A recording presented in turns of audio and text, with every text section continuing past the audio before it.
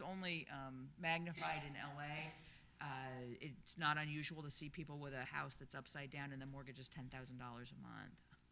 So people are just really in a lot of trouble. Talk about the New York Times article. Stupid New York Times. So you guys have been talking about Robert Cialdini's Principles of Persuasion, I understand. So the stupid New York Times, so am I going to get banned for saying that? No. The New York Times. She's trying her best not to be similar to one of the other guests we've had. You're a friend of Diane. Okay.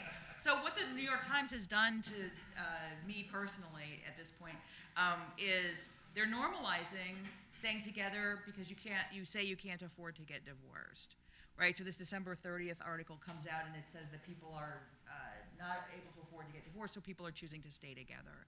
And then the Today Show has picked it up not once but twice. Thank you very much. So pretty much for our practice, we were up 80%. We were up 115% year to date from 2007 to 2008 in gross receipts. And I'm not talking about we went from about $247,000 to almost $500,000 in 1 year. As soon as the bad news hit in October, the phone stopped ringing. And there's been dribs and drabs, but then when that Bernie Madoff news hit, I think in December, it really dried up.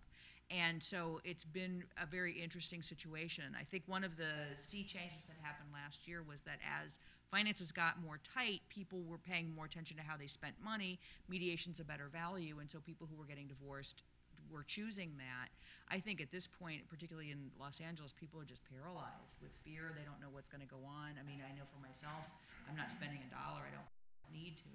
And so we're off about 57% year to date, which is a little crazy. So we'll see. It'll either be that the divorce rate goes back up again, because my litigation colleagues are saying that the same thing is true, or the capital murder rate. So something's got to give.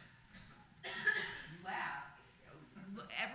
If you can't shoot your family, who can you shoot? I mean, seriously, nobody's saying shooting for this kind of thing, but like pretty much any other situation, it's somebody's family. I mean, that story in California where that guy killed his ex-wife or tried to kill his ex-wife, but managed to kill like everybody else, the whole family, everything else. And I mean, this is, if you watch the news, this is how that happens. In Connecticut, like 3 of the last 5 shootings have been in family court. You know, and sometimes you'll get a shooting in probate court, but again, that's family. You know, that's what that has to do with. It's not, you know, somebody leaves money to the IU Foundation and McRobbie goes and like takes a gun to court and says, "You owe me this money now." You know, you get really fired up about things you care about, because the opposite of love is not hate; it's I don't care. So, right, there's a big difference. So people are, you know, you get fired up about this stuff. So one of the things that I know that students early on in the law school career really want to know is just what it's like to do things on a particular practice on a day-to-day basis. And I'd love to know, I'd love to have you explain a little bit about being a divorce or be a family law advocate, which you have lots of experience in, and then what it's like to be a family law mediator, and how your role in one is different than your role in another, and then maybe a little bit of which one you prefer to do, which one you're better at. If you could talk about the typical, say, we can start with this contrary hypothetical. My wife and I decided to get divorced. We live in the state of California. We have a house that's worth $500,000, and we've got assets of say $150,000, and then maybe a retirement account worth $250,000. Not rich, not poor. What happens to me? And my wife and I have lots of acrimony. Okay. Well, in Los Angeles, don't tell anybody I said this. One of the issues that comes up in a larger city is that you don't run into other lawyers that often, and so you can be a jerk because you won't run into them again. When I practiced in New Haven, there was a core family law bar of about 40 lawyers who handled probably 90% of the family law cases. So I can't go around being a jerk to this other person if I hope to work in this community, because next time I'm going to be on the receiving end. In Los Angeles, that tends to not be true, and there's a lot more competitive feeling. So if I was... Did you notice that when you moved out to California, this was a... Oh, absolutely. Yeah. Absolutely. And you hear it, too, and you see it and you feel it. I mean, there are people whose personal branding strategy is to be the toughest lawyers in town, and it doesn't really matter. I'll take it it needs to go. There was actually a guy in New Haven who was like that, and that was the plan. He called himself the Prince of Darkness, in fact. I mean, that was just who he was, and you get a case against this guy, and you're thinking, oh my gosh, I'm never going to get out of court. He billed clients on a flat fee for the entire case. This is 20 years ago. It was $10,000, and he would just do whatever was necessary on your case. But it was $10,000, which at the time was a ton of money.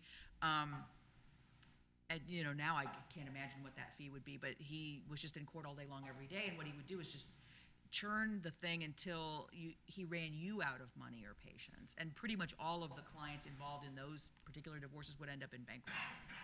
And there's guys like that when I say guys, I mean women too, in Los Angeles who work for some of these big firms, the people that represent, Britney Spears and these kinds of folks. And basically the MO seems to be, I'll take your net worth, divide by my hourly rate, and that's how much your case is going to cost. And if actually with a lot of acrimony, it wouldn't be unusual for you to run through the whole thing. I was at a Beverly Hills Bar Association meeting, and the presiding judge said, by the time people get to court for their divorce trial, generally there's no community assets left, and we're only arguing over attorney's fees and credit card debt. The average divorce in Los Angeles costs about $100,000. So, which is to me just crazy. Why would people give their money to me when they could probably use it for something else? Better to give it to you. You're going to put it to better use than some stranger who I'm never going to see again. But actually, being a family law advocate is a lot of fun. As you can see, it's pretty well paid, except for when you aren't getting paid for the stuff that your clients want you to do that is not in their best interests. But it's very fast-paced. Generally, you're not doing a ton of research and writing and all this kind of stuff. You're churning out motions pretty quickly. In Los Angeles, the courts are very overburdened, but in Connecticut, you would get court time. So it wouldn't be unusual for me to be arguing a case 2 or 3 times a week, whether it was a short motion or an actual trial. So in that way, it was really terrific. If you enjoy trial work and you enjoy working with clients, it's fantastic. And actually, if anything, I think I'm probably a better advocate or trial lawyer than I am a mediator. But, at some point you have to say, I've got to get out of my own comfort zone. I guess it's a series of getting out of your comfort zone, right? It was not in my comfort zone to kill people, and it's not in my comfort zone to mediate, but it's more comfortable for me to stretch on the mediation end than it is for me to continue the other way. The problem I found with family law advocacy was there was a lot of push and pull. If I was to open a new litigation practice, I would have a therapist or a social worker on staff who would be the person who talked to people on the telephone. And whoever called the office as a client would have to get through that person first before they talked to the lawyers, because it was almost never a legal question. And if it was a legal question, it was the 47th time they'd asked it, because in their pain and upheaval, they had not written down the answer. So you end up doing a lot of stuff over and over and over again, which is ultimately what drove me crazy over time. But in that way, family law can be very fun and very rewarding. An awful lot of bigger firm practices, or you do business law or transactional law. People are like, oh, you're living in LA, why don't you do entertainment law? Well, an awful lot of that in Los Angeles is dealing with these ream-sized contracts that has Mel Gibson's signature on it, but that's as close as you're ever going to come to him. And if you enjoy reading contracts and stuff, okay, that kind of wasn't for me. I enjoyed the advocacy and the trial end of it a lot more.